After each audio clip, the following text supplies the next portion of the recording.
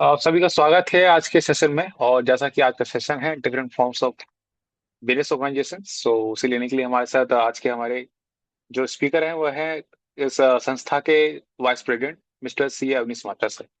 सो बिना वक्त गवाए मैं इनवाइट करना चाहूंगा मिस्टर अमित गौतम जी को for the brief introduction of this resource person and our leading person as well. Over to you Amit ji. Thank you so much, Abhishek, sir, and good evening, everyone. It's my privilege to introduce CA Avnish Mata, sir. CA Avnish Mata, sir, is founding partner of AVA and Associate Chartered Accountant with over 4 decades of extensive experience in audit and assurance, taxation, and business, and strategic advisory. He is also a registered insolvency professional. He has served as a technical reviewer with a the quality review board set up by the Government of India and with ICAI's Financial Report Review Board, and has actively associated with various expert panel of ICAI and ICSI. He also served as an independent director of board of major PSU under the Ministry of Railway until March 2020, where he chaired key cabinet include audit, CSR, and project review. In the social sector, he is actively associated with the Ekal movement and currently serves as the national vice president of Ekal Gromathan Foundation. Thank you. Over to you, Yusuf. So thank you so much, Mr. Amit Gautam ji. So I'll have to request our speaker to start the session. Over to you, sir.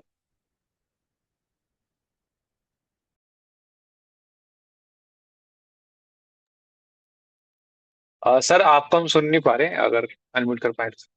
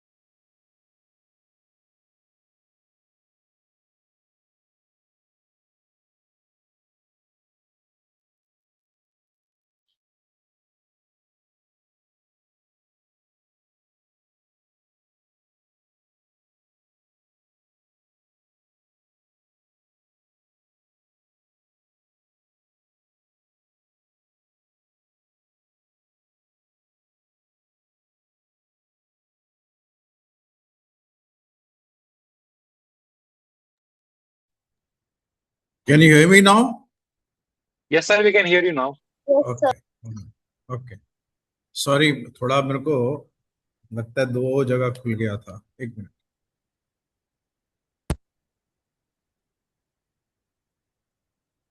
Now okay? Yes, sir. Okay, wonderful. Sorry about it, हमको थोड़ा सा time लग गया था जी आने में। Share screen कर लूं? Yes, sir, आप शेयर कर सकते हैं सर। ओके।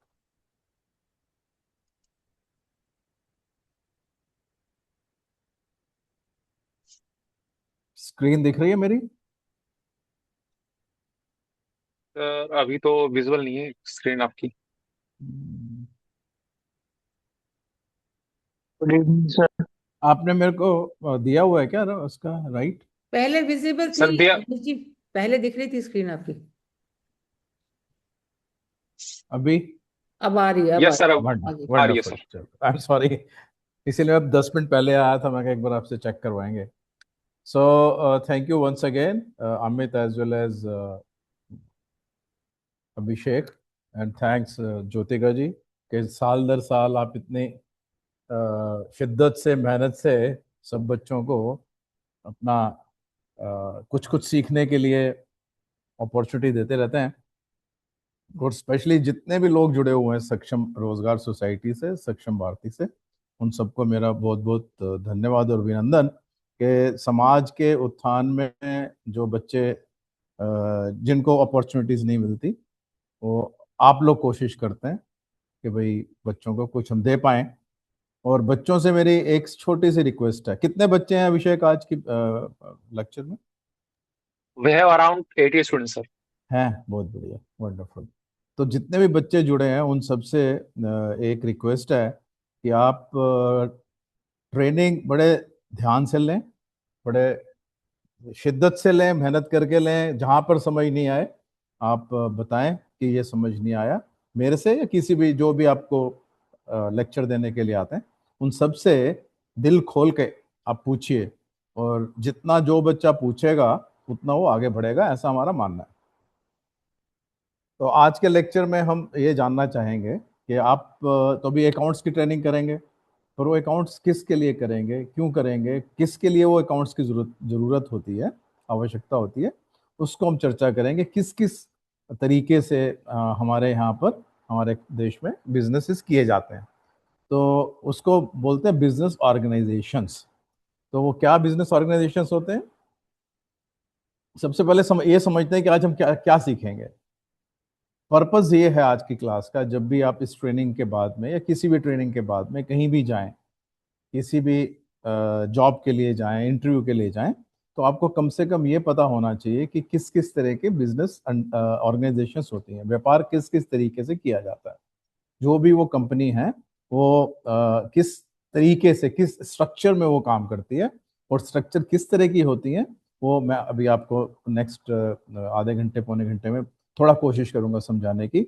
और जिस बच्चे को समझ नहीं आए या कुछ पूछना चाहें, या तो मैसेज लिख दें, या अगर अभिषेक चाहें तो उसका माइक्रोफोन ऑन कर लें और वो बिना झिझक जो भी क्वेश्चन उनके दिल दिमाग में आता है वो ज़रूर पूछें. और जैसे मैंने कहा, पूछने से आप ज़्यादा सीखेंगे. उनके क्या क्या गुण होते हैं, क्या क्या डिफरेंट फीचर्स होते हैं, करेक्टर्स किस किस तरह के होते हैं, उन ऑर्गेनाइजेशंस को भी समझेंगे. आपने बड़ी सिंपल सी बात आपसे अगर मैं शुरू करूं कि आपके आसपास जब आप देखते हैं कुछ दुकान चल रही है या फैक्ट्री चल रही है, कुछ दफ्तर चल रहे हैं, उन सब को देखते हुए आपको कभी शायद दिल में ये आता होगा कि ये किस तरह का काम है. एक तो काम हो गया कि किस तरह का व्यापार वो कर रहे हैं या काम किस तरह का कर रहे हैं. कभी ये भी दिल में आता होगा कि ये कैसे कर रहे हैं, इसके ओनर कौन है, इसको चलाने वाले कौन है, उसको उसका प्रबंधन कौन करता है, वगैरह वगैरह. तो एक बार हमको ये पता लग जाए कि इसका स्ट्रक्चर क्या है, वो कौन मालिक, उसके कौन है, उसकी मैनेजमेंट कैसे होती है बिजनेस की, तो आपको ये थोड़ा सा कंफर्ट हो जाती है जब भी आप किसी से बात करेंगे कि आप उस स्ट्रक्चर के बारे में, उस बिजनेस ऑर्गेनाइजेशन के बारे में शायद कुछ जानते हैं. उससे आपका इंप्रेशन जो है जो भी इंटरव्यू ले रहा है या जिससे भी आप बात कर रहे हैं, थोड़ा दूसरे बच्चों से अच्छा पड़ेगा, ऐसा मेरा मानना है. और कुछ हम ये भी बात करेंगे कि बिजनेस के अलावा भी तो कुछ संगठन होते हैं, जैसे हमारी सक्षम रोजगार सोसाइटी है. तो ये जो सोसाइटीज हैं, बिजनेसेस नॉर्मली पैसा कमाने के लिए काम करते हैं, पर ये जो सोसाइटीज जैसे हैं जिनको हम गैर लाभकारी संस्थाएं बोलते हैं, एनजीओज बोलते हैं, वो पैसे कमाने के लिए काम नहीं करती, बल्कि वो समाज के लिए कुछ कुछ जो भी अपना योगदान देना चाहें, जैसे आज का प्रोग्राम शुरू हुआ या और भी जो कार्यक्रम होते हैं सक्षम रोजगार सोसाइटी के द्वारा या ऐसी किसी भी संस्था के द्वारा, उनके क्या क्या बेसिक फीचर्स होते हैं, कोशिश करेंगे वो भी सीखने की. तो जब कोई भी जो जो बिजनेस खड़ा होता है या शुरू होता है, उसको खड़ा करने के लिए कुछ कुछ अच्छा तरह से चलाने के लिए कुछ कुछ काम करने पड़ते हैं. और करने क्यों पड़ते हैं? ताकि जितना एफिशिएंट बिजनेस होगा, जितनी अच्छी तरह से उसको ऑर्गेनाइज किया जाएगा, उसका प्रबंधन जितनी अच्छी तरह से किया जाएगा, उस बिजनेस के अंदर प्रॉफिट भी दूसरे बिजनेस के मुकाबले में ज्यादा होगा. इसलिए वो जो भी संगठन है, जो भी व्यापार को चलाने का एक माध्यम है, उसको इस तरह से ऑर्गेनाइज किया जाए ताकि नुकसान कम हो और रिस्क भी कम हो और साथ में प्रॉफिट दूसरे कंपटीटर से हम थोड़ा सा बेटर कमा पाए। किसी बिजनेस के लिए अगर आप सोचें तो क्या क्या चाहिए होता है? एक तो पैसा चाहिए होता है, उसको चलाने के लिए लोग चाहिए होते हैं, और बिजनेस हम क्या कर रहे हैं उसका मटेरियल चाहिए होता है। तो हम ये मानते हैं, या अगर कुछ हम प्रोडक्शन कर रहे हैं या बना रहे हैं, कुछ मैन्युफैक्चरिंग कर रहे हैं, तो उसके लिए मशीन चाहिए। तो हम ये कहते हैं कि सब जितने भी बिजनेस होते हैं उनको चलाने के लिए मैन, मटेरियल और मशीनरी की जरूरत होती है। मशीनरी और मटेरियल के लिए भी कैपिटल चाहिए, और मैन मीन्स व्यक्तियों को रोजगार देने के लिए, उनको अपना सैलरी और वेजेस देने के लिए भी हमको कैपिटल चाहिए। तो इन सब का जो रिलेशनशिप है कि पहले मटेरियल चाहिए, उस मटेरियल को बनाने के लिए पहले लोग चाहिए, पहले तो एक सबसे पहले ओनर चाहिए, करेक्ट।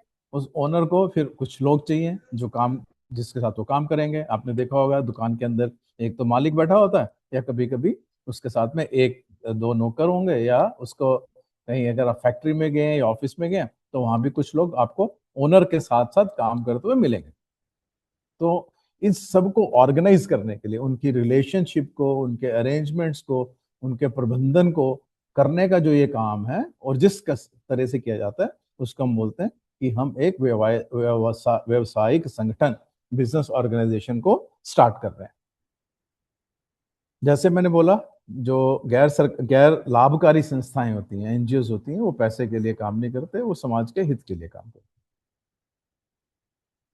हैं। अगर इसका डिक्शनरी मीनिंग देखा जाए कि डिक्शनरी में कैसे लिखा गया, business organisation refers to all necessary arrangements required to conduct a business.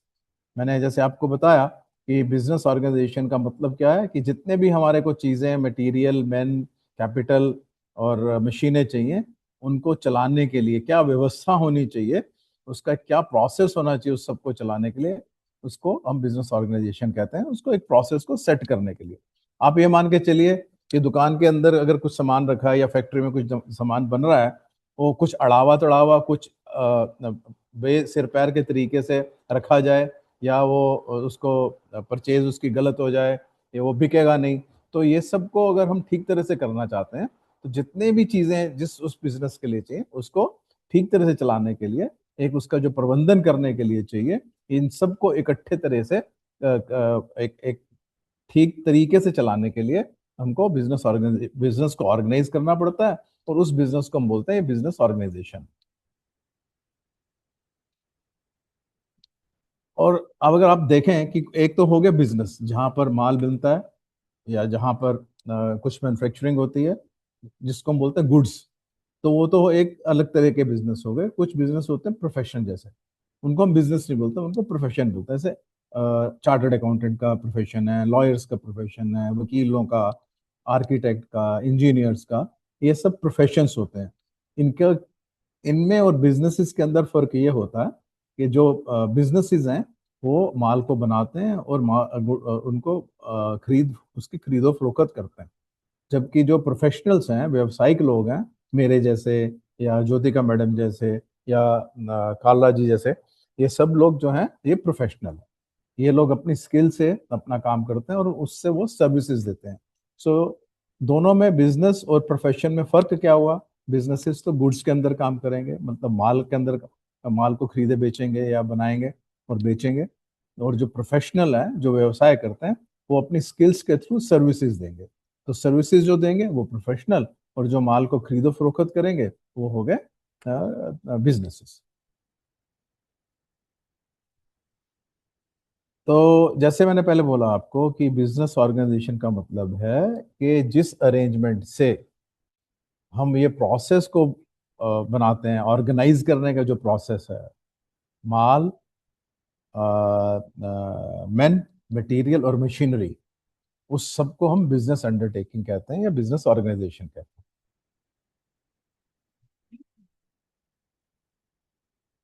अच्छा, क्या फर्क क्या होता है? आप एक, जैसे आप अपने घर में रहते हैं और एक आपकी दुकान है, तो दोनों में फर्क होगा कि नहीं होगा? होगा ना, क्योंकि दुकान का जो काम है उसका बिल्कुल उसका प्रबंधन डिफरेंट तरीके से किया जाएगा। दोस्तों मीनिंग देयर भाई, जिसका मतलब ये हुआ कि बिजनेस ऑर्गेनाइजेशंस के अंदर जो मेन उसके करेक्टरिस्टिक्स हैं उनकी एक डिस्टिंक्ट ओनरशिप होती है। फॉर एग्जाम्पल कि जैसे एक दुकान है, दुकान का एक मालिक है, उसने एक मैनेजर रख लिया, तो अगर मैनेजर होगा तो हो गया वो मैनेजर, मैनेजमेंट हो गया, और जो मालिक है वो ओनर हो गया। सो दोनों में फर्क है। हो सकता है उस ओनर के 3-4 व्यवसाय हो, वो एक जगह ना बैठता हो, तो जो उसके व्यवसाय को जो 4 जगह में चल रहे हैं उसको जो चलाएंगे वो मैनेजर्स को उसमें, और जो ओनर है जिसके वो 4 जगह पे वो व्यवसाय चल रहे हैं, उन दोनों में फर्क हो जाएगा। सो बिजनेस ऑर्गेनाइजेशन में जो ओनरशिप है वो मैनेजमेंट से डिस्टिंक्ट हो सकती है, पर ये छोटे बिजनेसेस के लिए होता नहीं है। छोटे बिजनेसेस जैसे एक इकलौता दुकान कोई चला रहा है, छोटी फैक्ट्री चला रहा है, वर्कशॉप जो चला रहा है, उसमें ओनर भी वही होता है और मैनेजमेंट भी वही करता है। जबकि जो बड़ी कंपनियां होती हैं उसमें ओनर कोई और होंगे और चलाने वाले कोई और होंगे। दूसरी बात ये होनी चाहिए कि ये जितने भी बिजनेसेस हैं ये सब लॉफुल होने चाहिए, वो वैधानिक रूप से जो गलत काम नहीं करना चाहिए। फॉर एग्जांपल कोई स्मगलिंग कर रहा है तो कहने को तो बिजनेस कर रहा है कि साहब मैं तो माल लेके आता हूँ बाहर से और यहाँ आके चोरी छिपे बेचता हूँ, तो है तो मेरा बिजनेस है, पर वो लॉफुल नहीं है, क्योंकि उसको वो क्राइम है, उसको मान्यता नहीं है लीगल तरीके से। इस करके उसको हम बिजनेस ऑर्गेनाइजेशन के स्ट्रक्चर में नहीं लेके आते। दूसरा, सरकार और मैनेजमेंट, सरकार और जो प्रबंधन है या जो वो व्यवसाय है, उन दोनों में भी फर्क है। सरकार भी व्यवसाय करती है, आपने देखा होगा सरकारी कंपनियां होती हैं, पर उन दोनों में फर्क होता है। सरकार ओनर हो सकती है पर उसकी मैनेजमेंट किसी और के पास होगी, डायरेक्टर होंगे नीचे या मैनेजर्स होंगे, वो उस तरह से काम करते हैं। तो इस करके दोनों में फर्क है।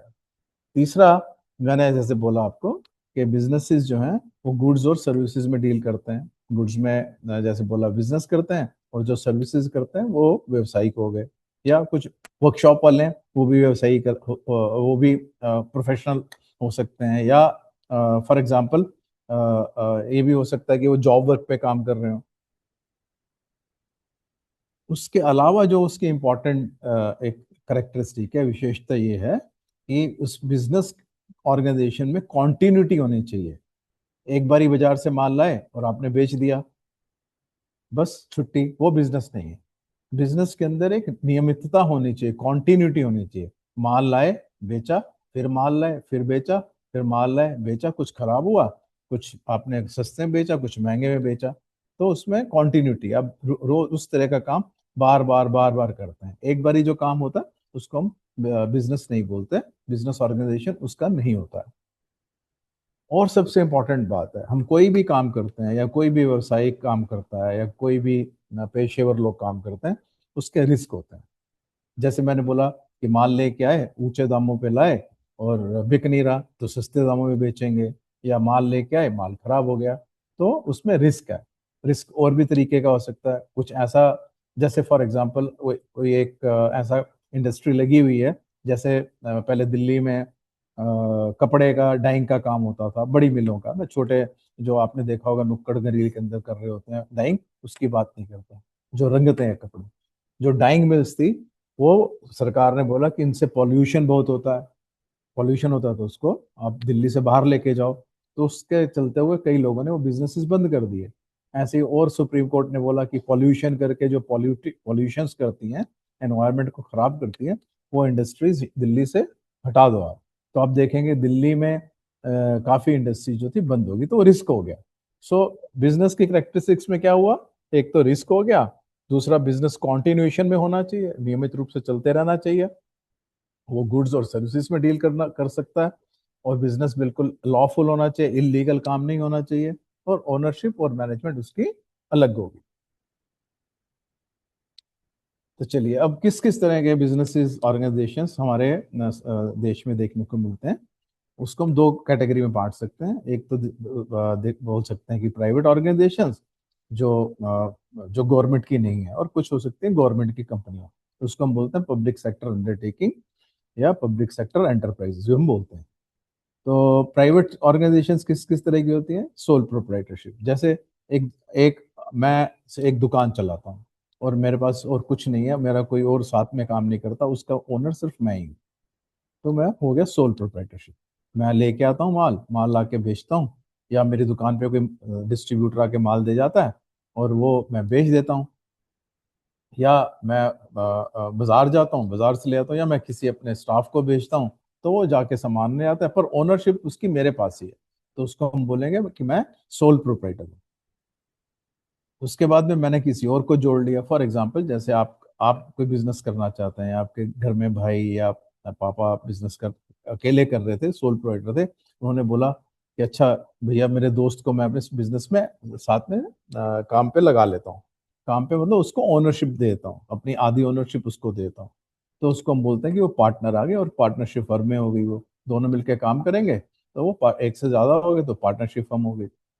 ऐसे ही जॉइंट हिंदू फैमिली बिजनेसेस होते हैं, वो अभी कम देखने को मिलते हैं, उसको एचयूएफ बिजनेसेस बोलते हैं। थोड़े आगे चल के आपको इसके बारे में बता दूंगा।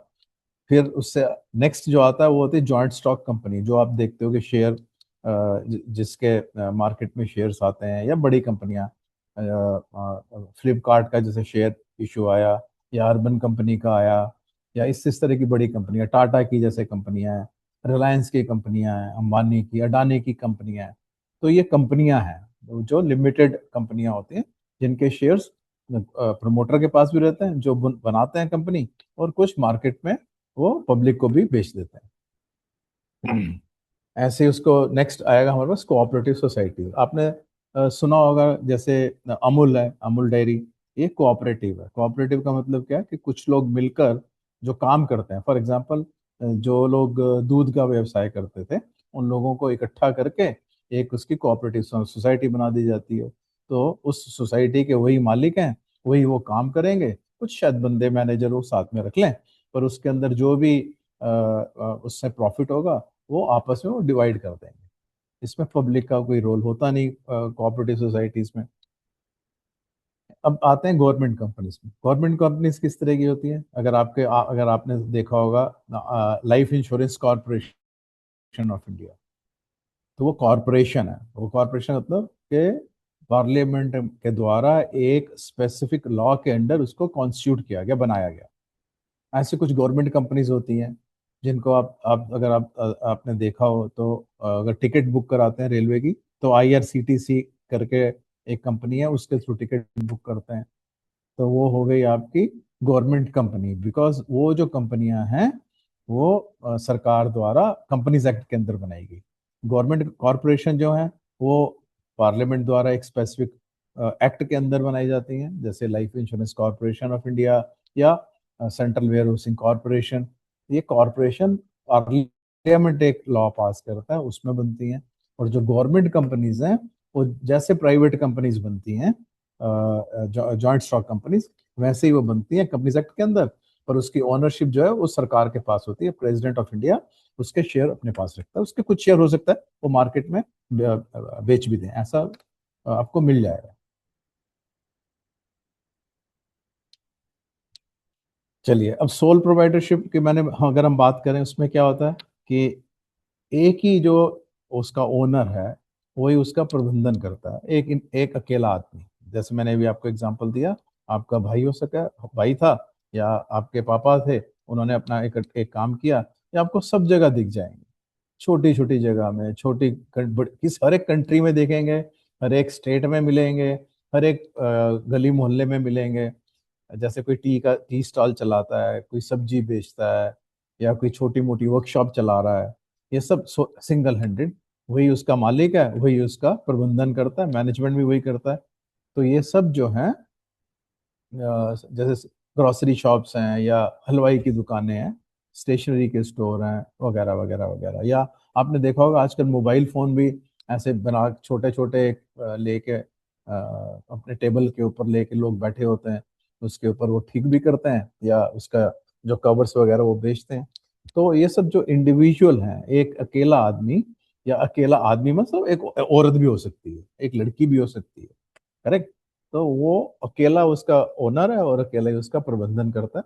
उसको हम सोल प्रोप्राइटरशिप बोलते हैं। उस तरह के बिजनेसेस को। उसका कॉन्स्टिट्यूशन का कोई डॉक्यूमेंट एज सच नहीं होता, पर हाँ बैंक में खाता खोलना है तो उसके लिए बैंक वाले कुछ कुछ डॉक्यूमेंट मांगते हैं, तो वो उसका अभी कुछ ना कुछ बंदोबस्त होता है, तो वो बैंक के हिसाब से वो अपना बैंक में खाता खोल सकता है। आजकल तो यूपीआई वगैरह सब वो लोग भी यूज करते हैं, तो इसलिए बैंक में खाता सोल प्रोवाइडर वाले जो बिजनेस ऑर्गेनाइजेशन हैं वो भी खोल सकती है। अच्छा, सबसे बड़ी बात है कि उसका जो प्रॉफिट है वो किसका होगा। वो प्रॉफिट उसी का होगा जो ओनर है, तो ओनर अकेला है तो सारा प्रॉफिट उसका होगा। अगर नुकसान होगा तो नुकसान भी उसी को उठाना पड़ेगा, उसका नुकसान कोई शेयर नहीं करेगा। सो प्रॉफिट और लॉस जितना भी है सोल प्रोप्राइटर वो उसका अपना होगा। सो बिजनेस के जितने भी रिस्क हैं वो अपने उसके अपने होंगे, वो किसी से शेयर नहीं कर सकता। आगे चलते हैं। जब मैंने बोला जैसे एक आपके पापा कोई काम करना चाह रहे हैं या मम्मा कोई काम करना चाह रही है, तो मम्मा ने बोला आप बड़े हो गए या आप 18 साल से ऊपर के हो गए, तो मम्मा ने बोला कि बेटी तू मेरे साथ आ जा, हम दोनों मिलके एक बुटीक का काम करते हैं या कपड़े सिलाई का काम करते हैं। तो अब दोनों ने मिलके काम इकट्ठा किया। अगर उस काम को फॉर्मली किया गया,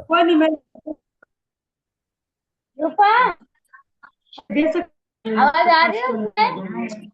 बेटा अभिषेक बंद कर सकते हो क्या बाकी। तो जब दो एक से ज्यादा लोग मिलकर इकट्ठे काम करते हैं एक फॉर्मल तरीके से, उसको हम पार्टनरशिप बोलते हैं। एक से ज्यादा लोग हो सकते हैं, अल्टीमेट उसका ऑब्जेक्टिव क्या है, ये हमको बिजनेस करके पैसा कमाना है। नॉर्मली एक तरह के लोग इकट्ठे होकर काम करते हैं, क्योंकि अगर बैकग्राउंड डिफरेंट होगा तो वो काम करने में थोड़ी मुश्किल होगी। तो इस करके पार्टनरशिप में अमूमन ये देखा गया कि जो सिमिलर बैकग्राउंड के लोग हैं वो इकट्ठे मिलकर दोस्त भी हो सकते हैं, भाई भी हो सकते हैं, फादर और बेटा हो सकता है, फादर डॉटर भी हो सकती है, तो वो सब पॉसिबल है। और इसको हम क्या बोलते हैं, जो पार्टनरशिप के जो ओनर हैं उन दोनों उनको हम बोलेंगे वो पार्टनर हैं, और जो टोटल फर्म है उसको हम बोलेंगे वो पार्टनरशिप फर्म। और ये जितनी पार्टनरशिप फर्म्स हैं वो एक इंडियन पार्टनरशिप एक्ट है 1932 का, उसमें बनाई जाती हैं। उसमें क्या होता है कि एक पार्टनरशिप डीड बनाते हैं, वो एक स्टैम्प पेपर के ऊपर लिखेंगे कि मैं एक्स और मैं वाई, हम दोनों मिलके ये बिजनेस करेंगे और इस तरह से करेंगे, और इस रेशो में इस तरीके से हम अपने प्रॉफिट को बांटेंगे। प्रॉफिट का मतलब अगर लॉस होगा तो लॉस भी बांटेंगे, ऐसा नहीं कि सिर्फ प्रॉफिट बांटेंगे। और सबसे बड़ी बात क्या होती है, अगर लॉस हो गया तो उनकी जो लाइबिलिटी है वो अनलिमिटेड है। मैं इसको इस तरह से समझाता हूँ। सपोज करो उन्होंने कुछ माल बाजार से लिया और वो माल बिक नहीं रहा। 1 लाख रुपए का माल लिया, माल बिका नहीं, माल खराब हो गया। उसमें से वो माल बिका सपोज 50,000 रुपए का, तो अब 50,000 रुपए का हो गया नुकसान। पर जिसने 1 लाख का माल दिया वो तो बोलेगा भैया पैसा मेरे को पूरा चाहिए। तो वो ये नहीं कह सकते कि नहीं ये तो पार्टनरशिप फर्म का ने देना था, हम तो देंगे नहीं। ऐसा नहीं है। वो जो जिसने माल बेचा इस पार्टनरशिप फर्म को, वो उनके जो पर्सनल रिसोर्सेज हैं, उनके जो व्यक्तिगत जो रिसोर्सेज हैं, व्यक्तिगत पैसा है, उससे वो पैसा रिकवर करेगा। तो हम उसको बोलते हैं unlimited liability. Liability of the partner is unlimited. इसमें कॉन्स्टिट्यूशन मैंने बोला डॉक्यूमेंट क्या होगा, जैसे प्रोप्राइटरशिप में तो कोई डॉक्यूमेंट नहीं होगा, पार्टनरशिप के अंदर एक पार्टनरशिप डीड होगी जो स्टैम्प पेपर पर बनाई जाएगी। और सबसे बड़ी बात यह है कि इसमें क्या बोलते हैं, इसमें मैंने बोला आपको मैक्सिमम 50 पार्टनर तक हो सकते हैं, और कम से कम एक अकेला तो पार्टनर हो नहीं सकता। तो एक से ज्यादा मतलब दो, दो से लेके 50 तक के नंबर में पार्टनरशिप फर्म बन सकती है हिंदुस्तान के लॉ के हिसाब से। प्रॉफिट में शेयर करना मतलब लॉस भी शेयर करना है। इसमें मैनेजमेंट अगर तो छोटी पार्टनरशिप फर्म है वो खुद भी अपना बिजनेस खुद मैनेज कर सकते हैं, या थोड़ा बड़ा काम है उसके 4-6 दुकानें हैं या 2-4 फैक्ट्रियां हैं या फैक्ट्री बड़ी है, तो इस वो नीचे मैनेजर भी रख सकते हैं जो सिर्फ उसके मैनेजमेंट उस पर्टिकुलर बिजनेस की मैनेजमेंट भी करेंगे। पर अल्टीमेटली जितना भी नफा नुकसान है मैनेजर रख भी लिया तब भी वो पार्टनरशिप फर्म को उठाना पड़ेगा। प्रॉफिट भी होगा तो लॉस भी उनको उठाना पड़ेगा।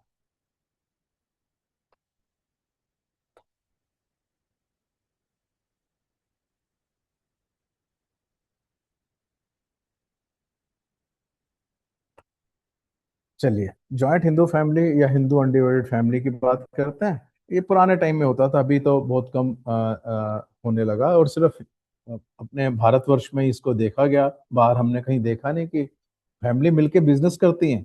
पर हमारे यहाँ पे ये जो स्ट्रक्चर है, हिंदू हिंदू अनडिवाइडेड फैमिली का, एचयूए बिजनेस का, एक डिफरेंट हिंदू लॉ के हिसाब से आया हुआ है। उसका जो ओनर है वो पूरी फैमिली रहती है, और उसका जो बिजनेस को चलाता है उसको हम बोलते हैं वो करता है, मैनेजर मतलब करता है। इसमें भी लाइबिलिटी जो है, जैसे मैंने बोला, पार्टनरशिप फॉर्म में वो इसमें भी अनलिमिटेड होती है। नुकसान होगा तो जो फैमिली के मेंबर हैं उनको अपने पर्सनल पैसे में से, पर्सनल रिसोर्सेज में से या पर्सनल एसेट्स में से वो उसको चुकता करना पड़ेगा उस लाइबिलिटी को। इसमें कोई कॉन्स्टिट्यूशन का डॉक्यूमेंट नहीं होता। हाँ, बैंक जब खाता खुलवाएगा उसके लिए वो कुछ एफिडेविट लेगा या कोई डॉक्यूमेंट वगैरह साइन करा लेगा, और उसमें जो प्रॉफिट होगा वो जो उसका मैनेजर या करता है वो उसके हिसाब से, वो अपने हिसाब से किसको कितना देना है वो उसको डिस्ट्रीब्यूट कर सकता है। इसमें कोई रेशो डिसाइडेड नहीं होती। और एक चीज और समझ लीजिए आप, इसमें जो हमारे इस कार्यक्रम में जो बच्चियां हैं वो ये भी माने कि उस बिजनेस के अंदर उन लड़कियों का भी हिस्सा होता है, चाहे तो वो मैरिड है चाहे वो अनमैरिड है। पर ऐसा ना हो कि घर जाके लड़ाई करना शुरू कर दीजिएगा। चलिए, अब हम चलते हैं कंपनीज के ऊपर। तो कंपनीज जो हैं वो मैंने बोला दो तरह की हो सकती है, प्राइवेट लिमिटेड कंपनी और पब्लिक लिमिटेड कंपनी। और कंपनीज एक्ट 2013 है, उसके अंदर ये कंपनियां गवर्न होती हैं। प्राइवेट लिमिटेड का मतलब ये है, चलो पहले पब्लिक लिमिटेड समझते हैं। पब्लिक लिमिटेड का मतलब ये है कि इसमें पब्लिक एट लार्ज, आप भी शेयर खरीद सकते हैं, मैं भी खरीद सकता हूँ, जो भी मतलब कंपनी जिसको बेचना चाहे, और वो स्टॉक एक्सचेंज के ऊपर लिस्ट होती है। तो उनको हम बोलते हैं पब्लिक लिमिटेड कंपनियां। प्राइवेट लिमिटेड कंपनियां होती हैं जो छोटे ग्रुप के अंदर अपने जानने वाले, अपने भाई बंधु, अपने दोस्त, अपने मित्र, अपने जानने वाले, उन सबको वो शेयर्स अपनी उस कंपनी के बेचते हैं, और उस कंपनी के शेयर में वो लोग ओनर होते हैं। इसमें एक बड़ा डिस्टिंक्शन आपको समझना चाहिए कि जैसे पार्टनरशिप फर्म के अंदर तो पार्टनर ही ओनर होते हैं, तो प्रॉफिट और लॉस जो है वो उनको उठाना पड़ता है। इसमें डिस्टिंक्शन है। कंपनी के जो शेयर होल्डर हैं वो कंपनी के मालिक तो हैं, पर उनकी जो लाइबिलिटी है वो लिमिटेड होती है। मतलब कि जितने उन्होंने शेयर लिए हुए, सपोज करो कल को कंपनी का दिवालिया हो जाता है, तो अगर उन्होंने सपोज करो 10,000 रुपए के शेयर लिए हुए हैं, तो उनका जो नुकसान जो होगा वो 10,000 रुपए का होगा। जबकि पार्टनरशिप के अंदर मैंने आपको बताया कि नुकसान अगर होता है तो पार्टनर्स को अपने पर्सनल रिसोर्सेज में से, पर्सनल पैसे में से उसका नुकसान का चुकता करना पड़ेगा थर्ड पार्टी को। जबकि इसमें ऐसा नहीं है। सपोज करो इसमें, जैसे मैंने पहले आपको पार्टनरशिप के केस में बताया कि उन्होंने, एक कंपनी ने 1 लाख रुपए का माल लिया, वो माल बिका नहीं, बिका तो सपोज करो 10,000 रुपए का बिका। तो अब जिससे माल लिया उधार पे उसको तो 1 लाख रुपए देना है, पर अपने को, कंपनी को मिला 10,000 रुपए, तो बाकी 90,000 का नुकसान हो गया। अब जो वो नुकसान है, और जिस सप्लायर ने माल हम उस कंपनी को दिया, वो उनके पर्सनल एसेट्स में से, शेयर होल्डर के जो पर्सनल पैसे हैं उसमें से उस माल का भुगतान नहीं मांग सकता। कोर्ट में जाएगा तो कोर्ट भी बोलेगा भैया ये आप उनसे चुकता उनसे नहीं ले सकते, जितने उनके शेयर हैं उसके बियॉन्ड उनकी लाइबिलिटी हो ही नहीं सकती।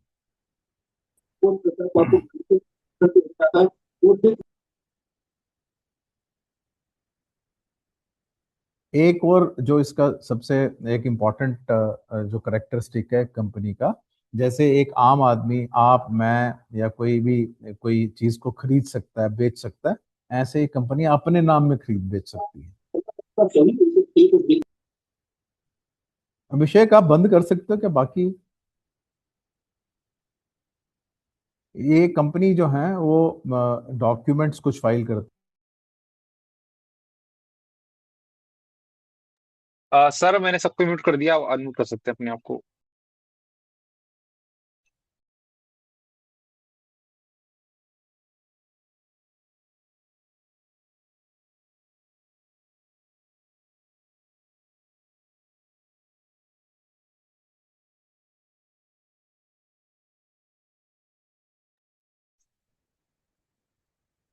माटा सर, आपकी आवाज आ नहीं रही, अपने आप को अनम्यूट कर लीजिए please.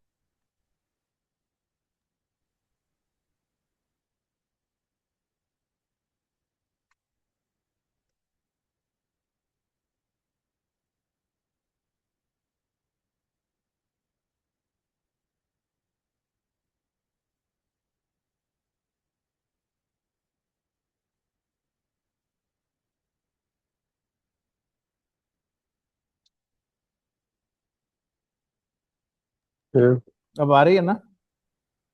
Yes sir, yes sir. हाँ सॉरी। ये कंपनियां जैसे पार्टनरशिप डीड में, तो मैंने बोला एक डॉक्यूमेंट स्टैम्प पेपर पे बनता है, उसके उसमें पार्टनरशिप डीड लिखी जाती है। तो जो कंपनीज होती हैं, जो कंपनीज एक्ट में बनाई जाती हैं, उसमें एक सर्टिफिकेट ऑफ इनकॉर्पोरेशन होता है। तो जिन्होंने कंपनी बनानी है वो एक डॉक्यूमेंट जिसको हम बोलते हैं मेमोरेंडम ऑफ एसोसिएशन, जिसमें कंपनी के ऑब्जेक्ट्स होते हैं और कितनी कैपिटल वगैरह होगी वो लिखा जाता है। और दूसरा होता है आर्टिकल्स ऑफ एसोसिएशन, कि कंपनी कैसे चलाई जाएगी, उसके डायरेक्टर कौन होंगे वगैरह वगैरह वगैरह। और जब ये पेपर वगैरह जो भी सर उसके कंपनीज एक्ट के हिसाब से सबमिट करने होते हैं, जब सबमिट हो जाते हैं तो जो रजिस्ट्रार ऑफ कंपनीज है वो एक सर्टिफिकेट ऑफ इनकॉर्पोरेशन देता है, जो ये कहता है कि साहब ये कंपनी इस डेट को बन गई। कंपनियों के अंदर जो प्रॉफिट आता है वो उसको डिस्ट्रीब्यूट ओनर को कैसे करते हैं, वो डिविडेंड देती हैं कंपनियां। जैसे पार्टनरशिप के अंदर मैंने बोला कि पार्टनर्स प्रॉफिट ले जा सकते हैं, इसमें ऐसा नहीं है। इसमें जो कंपनी प्रॉफिट कमाती है, उस प्रॉफिट में से जो उसके बोर्ड ऑफ डायरेक्टर्स होते हैं वो डिसाइड करते हैं कि कितना हमको डिविडेंड देना है। तो करेक्टर क्या हो गया इसमें? एक तो ओनर हो गए, ओनर कौन हुए? शेयर होल्डर हुए। और जो उसको चलाने वाले हैं वो, उनको हम बोलते हैं वो डायरेक्टर है। सो डायरेक्टर हो सकता है ओनर ना भी हो, ऐसा भी पॉसिबल। तो जो बोर्ड ऑफ डायरेक्टर डिसाइड करेंगे उसको शेयर्स के अंदर डिविडेंड के रूप में वो प्रॉफिट को डिस्ट्रीब्यूट किया जाता है। ये एक डिस्टिंक्शन, इंपॉर्टेंट डिस्टिंक्शन है। बोर्ड ऑफ डायरेक्टर्स कैसे बनता है? उसमें प्राइवेट लिमिटेड कंपनी में 2 डायरेक्टर चाहिए और ज़्यादा से ज़्यादा 15 हो सकते हैं। और पब्लिक लिमिटेड में मिनिमम 3 डायरेक्टर चाहिए और मैक्सिमम भी जनरली 15 होते हैं। पार्टनरशिप में मैंने आपको बताया कि पार्टनरशिप है तो उसमें लायबिलिटी पार्टनर्स की अनलिमिटेड है। पर एक कंसेप्ट और है, उसको हम बोलते हैं लिमिटेड लायबिलिटी पार्टनरशिप्स, जैसे कि LLP। इसमें क्या होता है, ये होती तो पार्टनरशिप के जैसे हैं, पर इसमें जो पार्टनर्स की लायबिलिटी है वो लिमिटेड होती है। यानी कि अगर कोई माल सप्लाई बाहर से लिया, उधार पे लिया उस LLP ने, और वो माल बिका नहीं, पहले जैसे एग्जांपल हमने लिया कंपनी के केस में, 1 लाख का माल लिया उधार पे और 10,000 रुपए में बिका वो, तो 90,000 का नुकसान हुआ। और बाकी जो 90,000 का नुकसान है वो कंपनी के जो ओनर हैं, जो शेयर होल्डर है, वो जिस सप्लायर उससे रिकवर नहीं कर सकता। सेम यहाँ भी ऐसे ही होगा, LLP में भी। क्यों? इसके अंदर फ्लेक्सिबिलिटी होती है कंपनी के अंदर, जो कंपनी लॉ है वो काफी उसमें स्ट्रिक्ट प्रोसेसेस हैं, प्रोसीजर से फॉलो करने पड़ते हैं। जबकि लिमिटेड लायबिलिटी पार्टनरशिप के अंदर काफी फ्लेक्सिबिलिटी दी हुई है। तो इसमें क्या होगा, अगर इसमें लॉस हो जाता है, जैसे सेम एग्जांपल में 1 लाख का माल लिया उधार पे, वो बिका 10,000 में, तो 90,000 का हो गया नुकसान। तो इस 90,000 का जो लॉस है, जो सप्लायर है वो उन पार्टनर से रिकवर नहीं कर सकता। तो इसलिए वो बोलते हैं LLP में लायबिलिटी जो है पार्टनर्स की लिमिटेड है, that is why it is called limited liability partnership.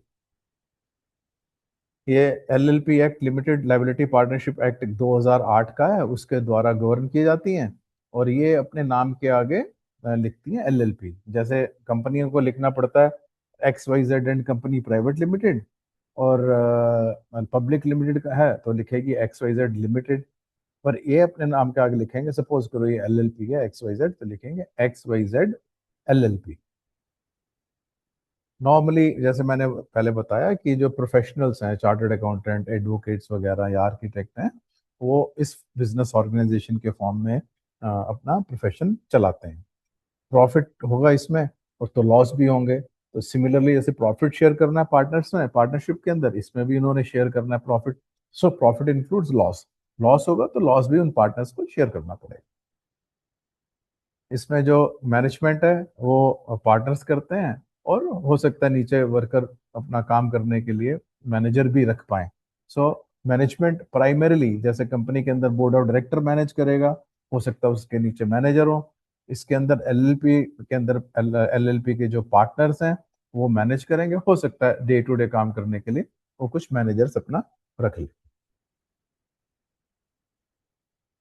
Cooperative society की मैंने जैसे आपको शुरू में बात की थी, जैसे सपोज जो दूध बेचने वाले लोग हैं या कपड़ा बुनने वाले लोग हैं या ऐसे ही और किस तरह का जो काम करने वाले लोग हैं, वो इकट्ठे होकर, कम से कम अगर वो 10 लोग इकट्ठे हो जाते हैं तो वो एक कोऑपरेटिव सोसाइटी बना सकते हैं।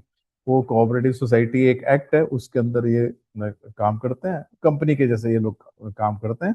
फर्क ये है कि ये, जैसे फॉर एग्जांपल अगर हम लें कि दूध बेचने वाले जो लोग थे वो इकट्ठे हुए 10-15, उन्होंने मिलकर अपनी एक कोऑपरेटिव सोसाइटी बना ली और डेली दूध इकट्ठा करेंगे, उसको फिर बेचेंगे।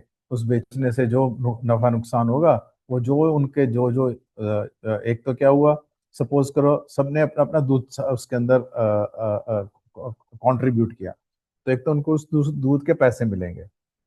दूसरा, अगर वो दूध अच्छे दामों में बिकता है तो वो उसमें कुछ प्रॉफिट होगा, तो ये जो एक्स्ट्रा प्रॉफिट हुआ वो सारे लोग आपस में बांट लेंगे।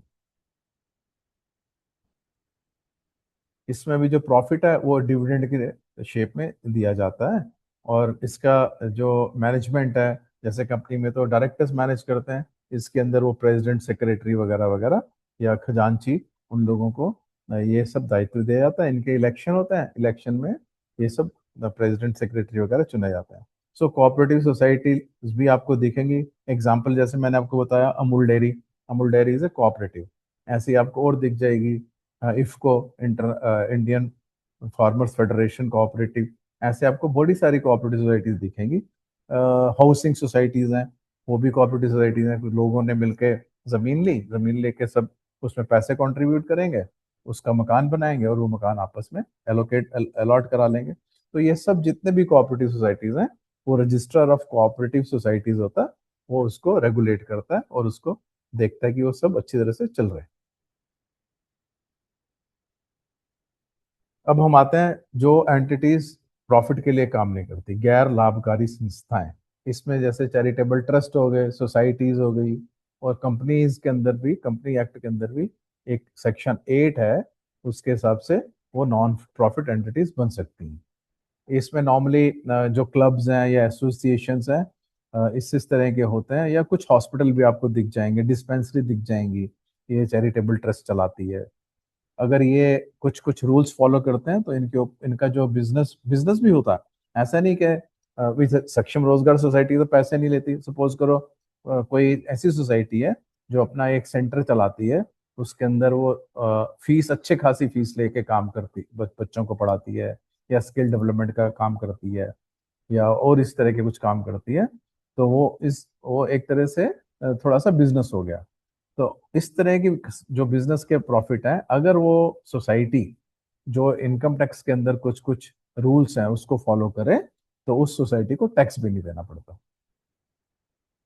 बिजनेसेस क्या बनाते हैं? प्रॉफिट एंड लॉस अकाउंट बनाते हैं। और यहाँ पे क्योंकि वो प्रॉफिट और लॉस के लिए काम करते हैं, यहाँ पर इनकम और एक्सपेंडिचर बनता है, जो नॉट फॉर प्रॉफिट एंटिटीज होती हैं। इसमें जो भी नफा, जो भी प्रॉफिट होगा वो शेयर नहीं किया जाएगा। अगर प्रॉफिट होता है उस ट्रस्ट को, सोसाइटी को, तो वो उसी काम के लिए यूज किया जाएगा। जैसे फॉर एग्जांपल कोई एक एजुकेशन सोसाइटी है, या कोई एक डिस्पेंसरी की सोसाइटी है, तो अगर उसमें कुछ बचत होती है पूरे साल में काम करने के बाद में, वो बचत उसके जो मेंबर्स हैं उनको उस प्रॉफिट को डिस्ट्रीब्यूट नहीं कर सकते। वो उसी काम में लगेंगे और काम करेंगे और बढ़ा लेंगे काम को, या रख लेंगे फ्यूचर के अंदर वो पैसा काम कर सके। इसके अंदर इसका प्रबंधन कैसे होता है? इसकी गवर्निंग बॉडीज होती हैं, वो आपस में जो ट्रस्टीज हैं या सोसाइटीज के अंदर प्रेसिडेंट, सेक्रेटरी हैं, वो सब उस तरह से उसको गवर्न करते हैं। वो देखेंगे काम ठीक चल रहा है, कहाँ पे अच्छा चल रहा है, कहाँ पे अच्छा चलाना और चलाना, अच्छा कैसे करना है, वगैरह वगैरह। चलिए अब हम बस थोड़ा सा रह गया, अब इसको एक आध दो स्लाइड और हैं और इसको खत्म करेंगे। अब देखिए, इसमें कुछ कुछ अकाउंटिंग और टैक्सेस की पिकुलैरिटीज होती हैं, वो मैं आपको बता देता हूँ। पहले बात करते हैं अकाउंटिंग की। अकाउंटिंग के अंदर जो सोल प्रोप्राइटर और एचयूएफ और पार्टनरशिप है, इनके अकाउंट्स जो हैं वो काफ़ी सिंपल होते हैं। सिंपल मतलब कि उनका कोई लॉ के अंदर उस तरह से कुछ बताया नहीं गया कि आपको इस तरह से बनाना है, कि अपने खाते ऐसे बनाने हैं। जबकि कंपनीज के अंदर ये बताया गया, कंपनीज एक्ट के अंदर, कि आपको किस प्रकार से अपने खाते बनाने पड़ेंगे। ऐसे ही कोऑपरेटिव सोसाइटीज में भी बताया गया कि किस तरह से आपको अपने खाते बनाने हैं। खाते बनाने का मतलब कि आपको अकाउंटिंग किस तरह से रखनी है, इनकम और एक्सपेंडिचर अकाउंट कैसे बनेगा, या प्रॉफिट एंड लॉस अकाउंट कैसे बनेगा, बैलेंस शीट कैसे बनेगी, कैसे कैसे आपको रूल्स फॉलो करने हैं अकाउंटिंग को अकाउंट्स को बनाने के लिए, जबकि सोल प्रोप्राइटर और एचयूएफ पार्टनरशिप में उतना जो है वो काफी रिजिड नहीं है, स्ट्रिंजेंट नहीं है। हाँ, बेसिक प्रिंसिपल्स हैं अकाउंटिंग के, जो आप अकाउंट्स की क्लास में सीखेंगे, डेबिट क्या होता है, क्रेडिट क्या होता है, इनकम क्या होती है, एक्सपेंडिचर क्या होता है, रेवेन्यू क्या होता है, या एसेट्स किस तरह की होती हैं, फिक्स एसेट्स क्या होती हैं, वो सब तो बेसिक प्रिंसिपल्स जो अकाउंट्स के हैं वो तो फॉलो करने ही पड़ेंगे। पर इतने रिजिड जो अकाउंट के फॉर्मेट हैं वो सोल प्रोप्राइटर, एचयूएफ और पार्टनरशिप के ऊपर लागू नहीं होंगे। कंपनीज को ऑडिट कराना पड़ता है, जबकि पार्टनरशिप वगैरह को इनकम टैक्स में शायद कराना पड़ जाए, पर अदरवाइज इसके अंदर ऑडिट चार्टर्ड अकाउंटेंट से कराने की आवश्यकता नहीं होती। कंपनीज में अभी तक कंपलसरी है, कोऑपरेटिव सोसाइटीज में भी कंपलसरी है। तो अकाउंटिंग के अंदर क्या है, सोल प्रोप्राइटर में आपको एक एग्जांपल देता हूँ। जैसे एक कोई दुकान चलाता है, तो उसको अपना जो बिजनेस का जो अफेयर्स हैं उसको अपने पर्सनल अफेयर से अलग करना पड़ेगा। फॉर एग्जांपल, जैसे एक दुकान चल रही है, एक इकलौता जो सोल प्रोप्राइटर है वो उस दुकान को चला रहा है, तो उसके अंदर जो वो पैसा लगाएगा, पैसा लगा के माल उसके अंदर डालेगा अपनी दुकान में, उसमें जो प्रॉफिट होगा उस प्रॉफिट को वो अगर निकालेगा तो उसको सेपरेट रखना पड़ेगा अपने खाते में से, तो उसकी वो ड्राइंग हो जाएगी। या वो उस बिजनेस में रखेगा प्रॉफिट को, उस बिजनेस में और माल खरीद लेगा। पर वो ऐसा नहीं कर सकता कि दोनों को मिक्स कर ले, अपने जो पर्सनल जो उसका पैसे का काम है और जो उसका बिजनेस का काम है उसको मिक्स कर ले। ऐसा वो करेगा नहीं, करेगा तो उसका जो उस वो बिजनेस नहीं हुआ फिर उस कंटेक्स्ट में। सिमिलरली जो नॉट फॉर प्रॉफिट है, जैसे सोसाइटीज वगैरह मैंने आपको बताया, उसके भी अकाउंटिंग जो है वो एक स्पेसिफिक तरीके से की जाएगी। उसको जैसे मैंने बोला, एक इनकम एंड एक्सपेंडिचर बनाना पड़ेगा अकाउंट, और बैलेंस शीट बनानी पड़ेगी। कंपनीज को प्रॉफिट एंड लॉस अकाउंट बनाना पड़ेगा और बैलेंस शीट बनानी पड़ेगी। ऐसे ही पार्टनरशिप्स को भी प्रॉफिट लॉस अकाउंट बनाना पड़ेगा और बैलेंस शीट बनानी पड़ेगी। And same is the case with sole proprietor. एक जीएसटी के आपकी आगे क्लास होगी, जीएसटी की और इनकम टैक्स की भी।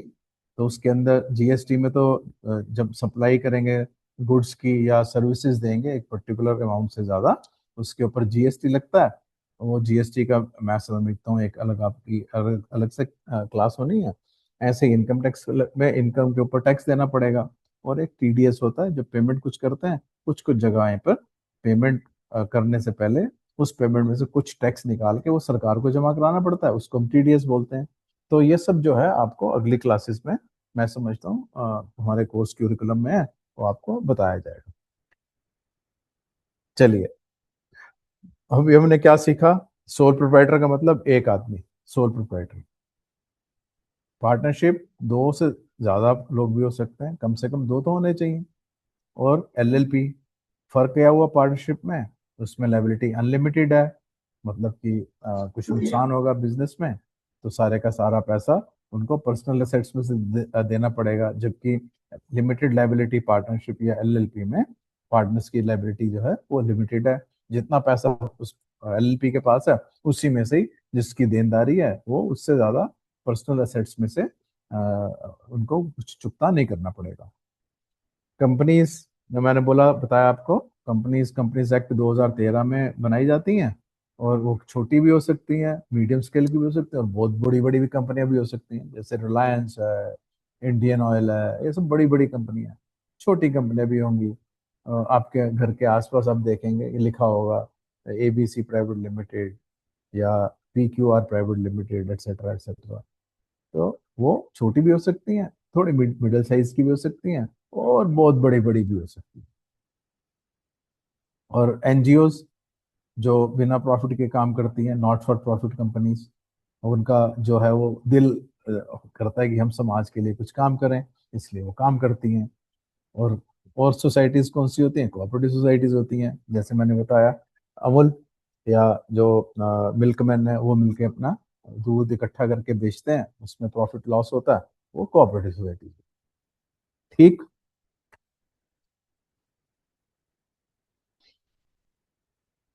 चलिए, अब ये दो चीजें मैं आपको बताता हूँ, इससे थोड़ा क्लैरिटी हो जाएगी। एक जगह पे आपने देखा बोर्ड लगा है रामलाल एंड सन्स, ठीक। इसका मतलब क्या है, रामलाल और उसके बेटों की दुकान है, करेक्ट। अब ये क्या है, इससे पता लगता है कि क्या है, ये सोल प्रोप्राइटर है या पार्टनरशिप है या एचयूएफ है, इससे पता नहीं लगता। तो हमको क्या करना पड़ेगा, इसके पीछे जाना, पीछे मतलब इसके थोड़ा इसको और सोच देखना पड़ेगा कि ये क्या है, कि रामलाल एंड सन्स सिर्फ नाम ही है या ये सोल प्रोप्राइटर है, या रामलाल एंड सन्स नाम में क्या एक से ज्यादा लोग इसको इसकी ओनरशिप रखते हैं, तो ये पार्टनरशिप भी हो सकती है। या रामलाल एंड सन्स जो है वो एक एचयूएफ है, मतलब एक फैमिली का बिजनेस है जो एक करता चलाता है, ये भी हो सकता है। तो जब नाम ऐसे लिखा गया है, उससे हमको ये पता नहीं लगेगा कि ये बिजनेस क्या है जब तक हम उसके बारे में और जानकारी नहीं लेंगे। अब और एक दुकान पे लिखा है रामलाल एंड कंपनी, अब लिखा तो रामलाल एंड कंपनी है, तो क्या ये कंपनी है? इसके आगे ना तो प्राइवेट लिमिटेड लिखा हुआ है ना लिमिटेड लिखा हुआ है। तो क्योंकि इसके आगे लिमिटेड या प्राइवेट लिमिटेड नहीं लिखा, तो अगर बेशक ये भी लिखा हो कि रामलाल एंड कंपनी, आप ये मत मानिए कि ये कंपनी है। कंपनी मतलब company as per the companies act 2013। So कहने का मतलब ये है कि नाम के ऊपर हमको, just on the face of the name, उस नाम को देखते हुए हमको ये शायद नहीं पता लगेगा कि ये क्या, इसका फॉर्म क्या है इस बिजनेस का। तो उस बिजनेस के फॉर्म को जानने के लिए हमको थोड़ी सी और जानकारी लेनी पड़ेगी। सपोज करो आप एक इन जगह पे इंटरव्यू देने गए, वहां पे लिखा हुआ है रामलाल एंड कंपनी, ऐसे ही लिखा हुआ है। तो आपको आपको दिमाग में ये आना चाहिए और आपको प्यार से आराम से पूछना चाहिए कि सर ये जो आपने रामलाल एंड कंपनी लिखा है, ये कंपनी है? वो लगती तो नहीं है, तो ये क्या है, ये आपकी पार्टनरशिप है? ये बोलेगा नहीं नहीं, ये एक्चुअली था तो Ramland company private limited, private limited आगे से मिट गया।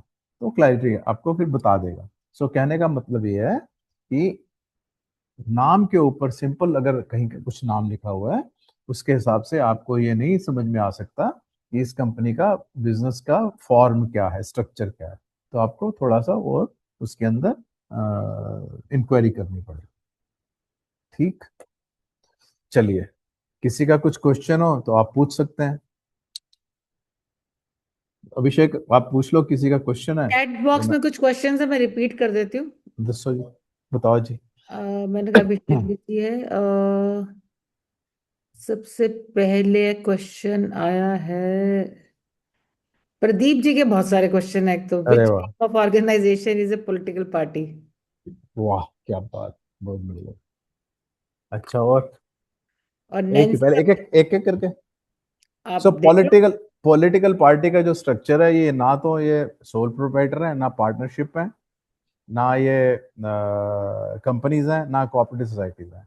ये एक स्पेसिफिक तरह का स्ट्रक्चर होता है जो मैं समझता हूँ इलेक्शन कमीशन के द्वारा जो इसको हम बोलते हैं एसोसिएशन ऑफ पर्संस हो सकता है। You know it better than me I suppose.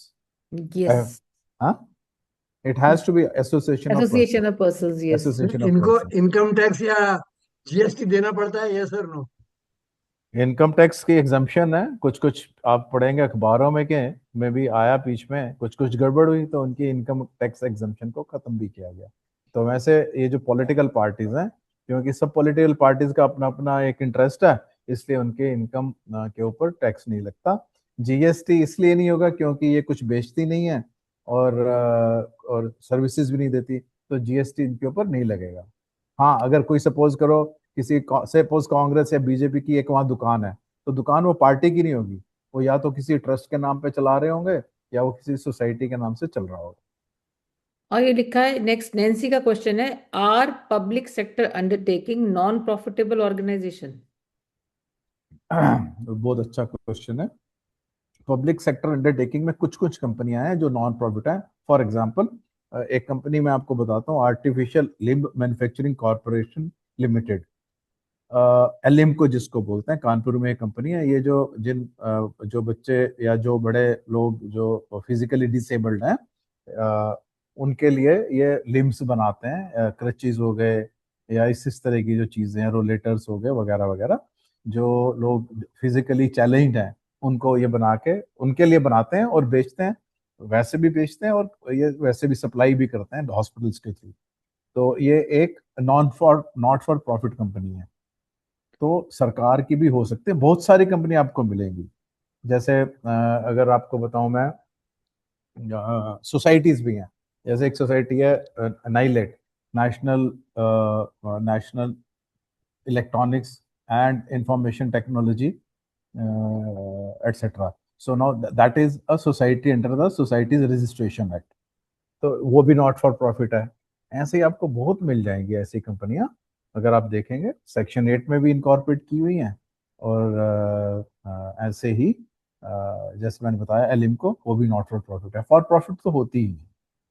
और नैन्सी का क्वेश्चन है, sir BPO and KPO comes under which type of business organization? बहुत बढ़िया।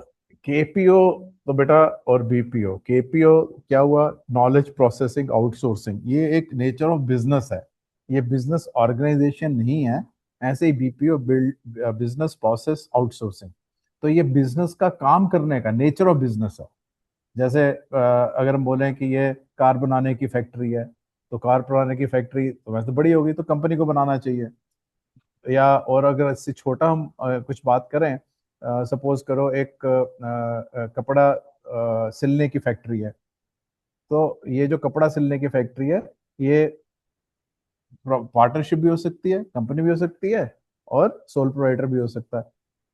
सो इसलिए KPO is a business, it is a nature of business, it is not a business form of organisation. KPO BPO जैसे, और आप अगर आप देखें अपने आसपास आपको मल्टीपल बिजनेसेस मिल जाएंगे। इसलिए मैं आपसे बता रहा हूँ, जैसे एक कंपनी का नाम होता है दिल्ली क्लॉथ मिल। सो दिल्ली क्लॉथ मिल एक जमाने में कपड़ा बनाती थी, उसके बाद उसका नाम हो गया डीसीएम। सो डीसीएम लिमिटेड, तो वो डीसीएम लिमिटेड के अंदर वो रियल एस्टेट का भी काम करते हैं और सब तरह का काम करते हैं।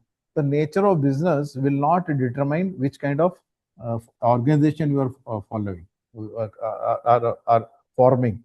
ओके, तो KPO is nature of business. जैसे कपड़ा बनाना, या केपीओ को अगर और मैं और आपको दूसरे तरीके से बताऊं कि कॉल सेंटर है, कॉल सेंटर तो मैं भी चला सकता हूँ, है ना। ऐसे ही फैक्ट्री भी मैं चला सकता हूँ, तो वो फैक्ट्री हो गया या कॉल सेंटर हो गया। BPO is a nature of business, it is not a form of business organisation. और मधु का क्वेश्चन है, sir OPC and sole proprietorship में डिफरेंस क्या है? गुड, बहुत बहुत बढ़िया क्वेश्चन है। ओपीसी, वन पर्सन कंपनी, ये कंसेप्ट 2013 के कंपनीज एक्ट में आया, जिसमें एक सिंगल पर्सन भी, नॉर्मली तो प्राइवेट लिमिटेड में कम से कम 2 लोग चाहिए। तो मैं अपनी प्रेजेंटेशन को अभी नेक्स्ट टाइम के लिए ठीक कर दूंगा। तो thank you very much for bringing it up. OPC में एक सिंगल आदमी भी, वो आदमी means that includes female also, वो भी एक कंपनी बना सकता है। उसके अंदर उसकी जो लाइबिलिटी है, जैसे बाकी कंपनियों में लिमिटेड होती है, इसमें भी लिमिटेड रहेगी। So sole provider is not a incorporated entity, वो किसी कंपनी एक्ट के अंदर नहीं बनती, जबकि ओपीसी कंपनीज एक्ट में बनेगी। उसमें डॉक्यूमेंट जो जैसे प्राइवेट लिमिटेड के लिए देने पड़ते हैं, वो रजिस्ट्रार ऑफ कंपनीज में देंगे, और रजिस्ट्रार ऑफ कंपनीज फिर उसका सर्टिफिकेट ऑफ इनकॉर्पोरेशन देगी। जबकि सोल प्रोप्राइटरशिप में कोई डॉक्यूमेंटेशन की जरूरत नहीं होती, एक्सेप्ट जैसे मैंने बताया था, बैंक में खाते वगैरह खोलने हैं तो आपको वो कुछ कुछ डॉक्यूमेंट मांगते हैं। सर ये क्वेश्चन और आंसर दोनों चैट बॉक्स में है, आप देख के बताइए। ठीक है, देवांश का क्वेश्चन था knowledge process outsourcing, question mark होगा। अनिकेत कुमार ने उसका आंसर दिया है, knowledge process outsourcing it's a form of outsourcing where high value specialized knowledge based work is delegated to external experts. It can be in country and in other countries also. See, knowledge processing is a work. जैसे एक workshop है, वो कुछ काम कर रही है, तो ये भी इसको माने एक वर्कशॉप है। There is a distinction. ये जो नॉलेज प्रोसेस आउटसोर्सिंग है, वो किस फॉर्म में कौन दे रहा है। अगर वो एक पार्टनरशिप फर्म दे रही है, तो वो भी वो नॉलेज प्रोसेसिंग ही दे रहा है। एक कंपनी भी दे सकती है ना। सिमिलरली मैं भी दे सकता हूँ एज ए सोल प्रोप्राइटर, तो ऐसा नहीं। So this is a nature of business which somebody is conducting, and form of business may be something different than the nature of business. मधु का क्वेश्चन है, सर एचयूएफ में कर्ता का क्या responsibility होती है? रतन कर्ता की रिस्पॉन्सिबिलिटी है बिजनेस को फैमिली के हित में चलाना, और और जो इनकम आए उसको रीजनेबली लॉजिकली डिस्ट्रीब्यूट करना मेंबर्स को। मधु के कई सारे क्वेश्चन है। कोऑपरेटिव सोसाइटी का मेन ऑब्जेक्टिव प्रॉफिट क्यों नहीं है? प्रॉफिट इसलिए नहीं है कि पर्पस डिफरेंट है। बिजनेसेस का, कंपनीज का जो मकसद है वो प्रॉफिट कमाना है। इसका प्रॉफिट, इसका मकसद जो है ऑब्जेक्टिव कोऑपरेटिव सोसाइटी का, वो ये है कि जो आर्टिसंस हैं या जो लोग काम करते हैं, एक जैसा काम करते हैं, वो उनके जो इंटरेस्ट हैं वो इंटरेस्ट जो है वो प्रोटेक्ट कर पाए। एक ज्यादा लोग इकट्ठे काम करेंगे तो वो कॉम्पिटिटिव काम कर सकते हैं, एफिशिएंसी ला सकते हैं।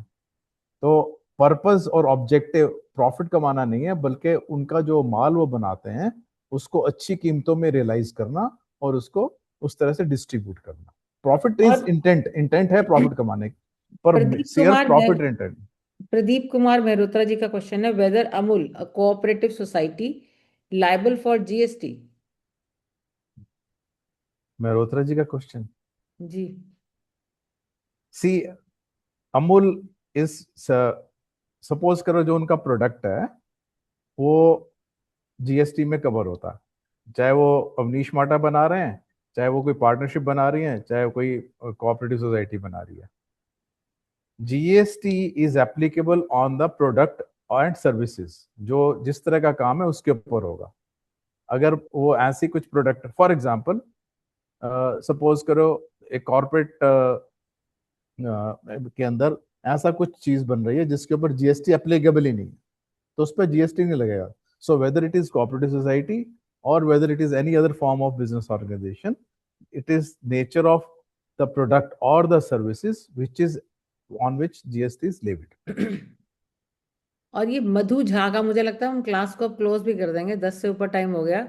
मधु झा का क्वेश्चन है, व्हाट डिफ सर, आपका क्लास बहुत ही ज्यादा इंटरेस्टिंग और नॉलेजेबल रही है। इतने क्वेश्चंस, मतलब इतिहास गवाह है कि नहीं आए कभी। इतिहास, हाँ, आज मेरे पिछले 2 बार भी नहीं आए। मधु, क्योंकि नंबर भी ज्यादा ना, अभी भी नहीं नहीं, अच्छी 80 बात है, कॉल नहीं पे। अच्छी बात है, और नहीं अच्छी बात है। आई 97 एम तक गया ओके। है मैक्सिमम नंबर, मैं बहुत 97 बढ़िया। तक। No no, I can stay awake, don't worry. अच्छा, मदन झा का क्वेश्चन है, what difference between MSME slash Udyam registration? Ah, इसको स्पेशल क्लास करने में एमएसएमई और उद्यम। सी, सरकार ने एक जो माइक्रो स्मॉल और मीडियम एंटरप्राइजेज हैं उनके लिए एक फैसिलिटी दी है कि वो उद्यम पोर्टल पे जाके अपना रजिस्ट्रेशन कर लें। एमएसएमई तो हो गया नेचर, किस किस तरह के बिजनेस, माइक्रो लेवल है, स्मॉल है, मीडियम है, वो तो हो गया एमएसएमई। पर एमएसएमई का जो रजिस्ट्रेशन है वो उद्यम पोर्टल पे होता है। So it is same thing. Udyam is a facility which is provided to MSME. Gulshan Kumar का क्वेश्चन है, sir, someone doing business, if that business is going in loss, and so how can that person come from that situation and I can that person grow again? ये तो थोड़ा philosophical question है। नहीं नहीं, ठीक है। लेना है उसको तो आप बता दीजिए। उसका दोबारा घाटे उसको से दोबारा बाहर से वापस कैसे ऊपर उभरा जाए, अगर घाटे उभरा से? जाएगा तो इसको रीऑर्गेनाइज करना पड़ेगा अपना बिजनेस, सोचना पड़ेगा कि नुकसान क्यों हुआ और उस नुकसान को दोबारा ना हो, और उस तरह से उसको काम करना पड़ेगा। प्रोडक्टिविटी अच्छी करनी पड़ेगी। हो सकता है वो किसी ऐसे बिजनेस में था जिसमें रिस्क ज्यादा है, तो उसको सोचना पड़ेगा, ध्यान करना पड़ेगा, और कुछ सलाह ले ले किसी से, समझदार आदमी से। मुस्कान प्रवीण का क्वेश्चन है, what is the purpose of apprenticeship in BPO और in MNCs? GST is applicable on MNCs? Question mark. बेटा, जीएसटी जो मैंने बोला ना वो सब पे एप्लीकेबल है। किस पे एप्लीकेबल है? जो प्रोडक्ट गुड्स और सर्विसेज में डील करते हैं। GST is goods and services tax. कुछ कुछ जैसे एग्रीकल्चरल एक्टिविटी है उस पे जीएसटी नहीं है, करेक्ट। तो एमएनसी हो, इंडियन कंपनी हो, फॉरेन कंपनी हो, सोल प्रोवाइडर हो, पार्टनरशिप हो, सबको जीएसटी देना अगर वो जीएसटी लॉ के अंदर फॉल करते हैं। और एक नैन्सी का क्वेश्चन है, is it public sector undertaking which is cooperative by? Question clear नहीं है। Is it public sector taking which cooperated by government? वो तो पीएसयू तो आपने बता ही दिया सर मेरे ख्याल। पीएससी, हाँ हाँ, वो कंपनी सरकार द्वारा बनाई जाती है और वो ये अब बेसिकली प्रदीप जी के और कमर्शियल। क्वेश्चन है, मुझे लगता है अभी हम इसको क्लोज करते हैं, इट्स ऑलरेडी 6 past 10। हाँ जी, हाँ। चलो लास्ट लास्ट दो क्वेश्चन ले लो फिर बंद लास्ट करो। क्वेश्चन सर वो है कि प्रदीप जी का ही क्वेश्चन था, what form of organisation is special economic zones of Adani? Ah ये तो अडानी बताएगा। See, एक these are मधु normally का big, sir. These are normally big enterprises, so they have to have been in a limited company, public limited companies form. ये एक अच्छा question है मधु का। हम्म, HUF बिजनेस ओनली हिंदू पर है, हाँ एज हाँ, ए हिंदू पर है। क्योटा है? नहीं नहीं, As a हिंदू पर ही होता ऐसा है। इट क्यों इज, होता है? ऐसा क्यों ये होता है ये क्यों, सवाल अच्छा है कि है ना? हाँ HUF वाला बिजनेस ऐसा क्यों होता है? हाँ, नहीं तो अभी आप बताओ, जैसे लीगल क्वेश्चन। ओह, लीगल क्वेश्चन। ये तो लीगल क्वेश्चन है। नहीं, अगर आप मेरे को, मैं तो ट्राई कर सकती हूँ। नहीं अच्छा, तो चलो मैं इसको शॉर्ट पे बताता हूँ। HUF एक ना हिंदू लॉ के अंदर, फैमिली लॉ, के जो फैमिली लॉ है उसके अंदर एक कंसेप्ट था। पुराने टाइम में क्या होता था कि बिजनेसेस जो है बाप बेटा मिलके करते थे, तो वो ट्रेडिशनली उस तरह से बिजनेस चलता रहता था। उस ट्रेडिशनल के अंदर, उस बिजनेस के अंदर सब कुछ कॉमन होता था।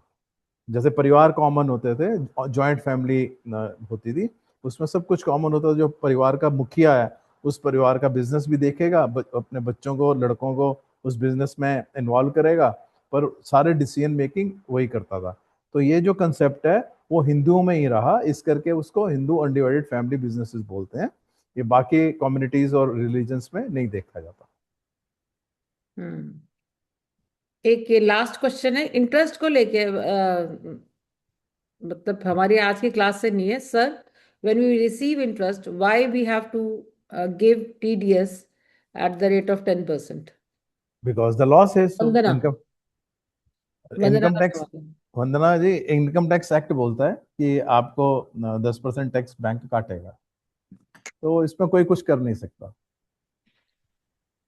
अभिषेक। No yes ma'am. Attendance to the so student who are giving before. Thank you sir for taking such a wonderful okay class, और सभी ओके। से रिक्वेस्ट है कि अपने कैमरा ऑन कर लीजिए ताकि हम एक रिकॉर्ड पर्पज के लिए साथ में फोटो ले सकें।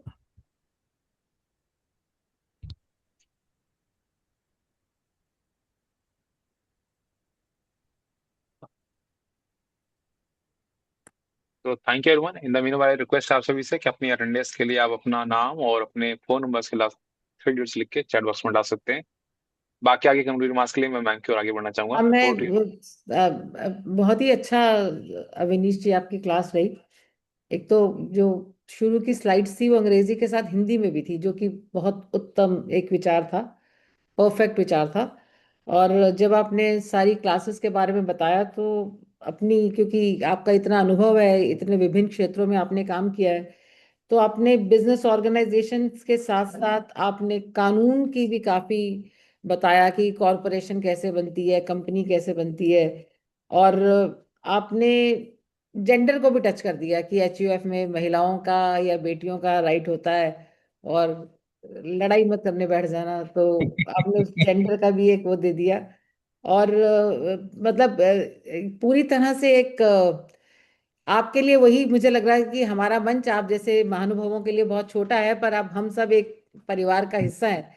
और आपका भी जैसे हम सबका यही ध्यान है कि बच्चे सीखें। तो आज जो अविनीश माटा जी ने आपको समय दिया है, आप कल्पना नहीं कर सकते कि बड़े से बड़े चार्टर्ड अकाउंटेंट्स, बड़े से बड़े इंसॉल्वेंसी प्रोफेशनल्स, बड़े से जो प्रोफेशनल्स होते हैं वो भी तरसते हैं कि अविनीश माटा जी की क्लास उनको मिले। आपने भी देखा होगा कितने आप अभी छोटे लेवल के हैं, अभी 12वीं क्लास में पढ़ते हैं या फर्स्ट ईयर में पढ़ते हैं, तो भी आपके लेवल पर आकर अविनीश जी ने आपके सामने अपनी सारी बात रखी। और सभी बच्चों को मैं ये कहना चाहती हूँ कि ये विषय ऐसे नहीं है कि कोई सिर्फ एक अकाउंटेंट के जानने वाले या एक चार्टर्ड अकाउंटेंट के जानने वाले विषय हैं। ये कॉमन अंडरस्टैंडिंग और जनरल नॉलेज के विषय हैं। आप जो एग्जाम की तैयारियां करते हैं ना, कॉम्पिटिटिव एग्जाम की, जिसमें कि जनरल नॉलेज की बात आती है या कॉमन इंटेलिजेंस की बात आती है, तो उन सब में आपके काम आने वाले विषय हैं।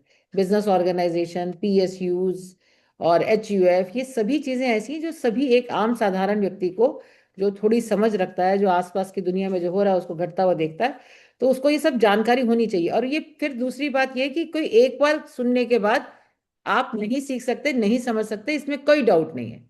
एक शब्द को, जैसे मैं खुद, मेरी तो इतनी आयु है, मुझे पता है एक नया शब्द जब मुझे अपनी वोकैबुलरी में डालना होता है तो उसको लगातार 10 बार, 15 बार, 20 बार इस्तेमाल करती हूँ, तो कहीं जाकर वो मेरी वोकैबुलरी में वो शब्द आता है। तो जो कुछ आपने सीखा, बहुत सारों को कुछ पता होगा, कुछ के लिए बिल्कुल नया होगा, उसको आप पूरी तरह से आत्मसात तभी कर सकते हैं, जिसको इंटरनलाइज बोलते हैं वर्ड। आत्मसात आप तभी कर सकते हैं, आपके बिल्कुल ध्यान में तभी रह सकते हैं जब आप उसको बार बार प्रैक्टिस करें। तो हमारा सौभाग्य है कि हमारे अभिषेक जी जैसी ही आज क्लास होती है उसको रिकॉर्ड करके वो यूट्यूब पे डालते हैं। तो आप कॉपी पेंसिल लेकर बैठो, उसको सुनो, लिखो, ध्यान करो, उसको फिर सुनो, लिखो, ध्यान करो, और बिल्कुल जैसे सब क्लास आपकी याद हो जाए। और हमने शुरू में ही बताया था, फर्स्ट क्लास के दिन हमारा लास्ट में जो टेस्ट होगा, एग्जाम होगा, उनमें इन्हीं सभी से रिलेटेड क्वेश्चंस हम पूछेंगे। और प्राइज मनी भी है हमारी 1000, 750 एंड 500। जो फर्स्ट आएगा उसको 1000, 750, 500। तो सभी क्लासेस पे बहुत ध्यान दे के आप बार बार से यूट्यूब पे सुनो और उसको याद करो।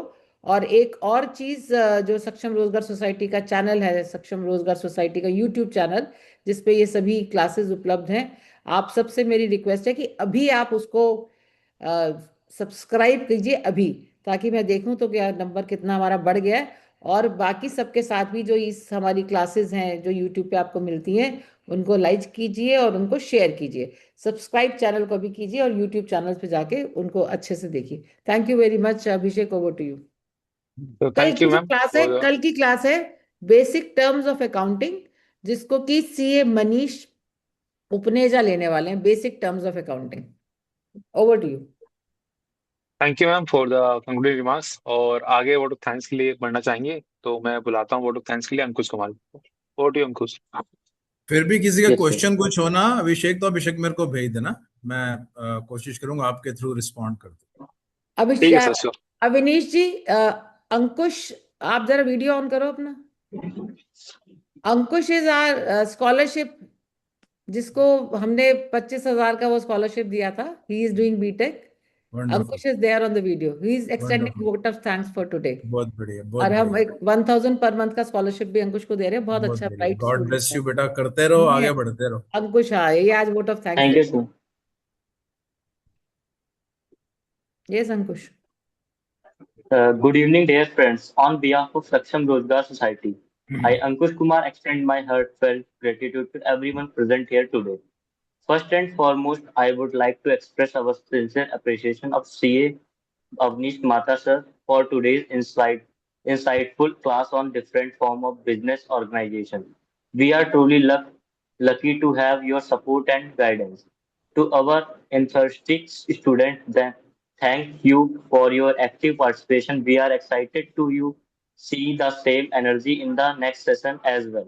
A very special thanks to Mrs. Jyotika Kalra ma'am, President of Saksham Rozgar Society, for joining us today. Your unwavering dedication ensured for the smooth flow of the session. As we close, I wish each of you good night. Thank you all the contributing for the success for to today's class. Thank you. What do you say, sir? तो thank you Ankush for the vote of thanks. और ये अगर आपको video पसंद आई हो ये class, तो आपको ये कल यूट्यूब पे मिल जाएगा, तो आप उसको अपनी जानने वालों के साथ शेयर कर सकते हैं। So thank you everyone for joining us today and good night to love you. See in the next class.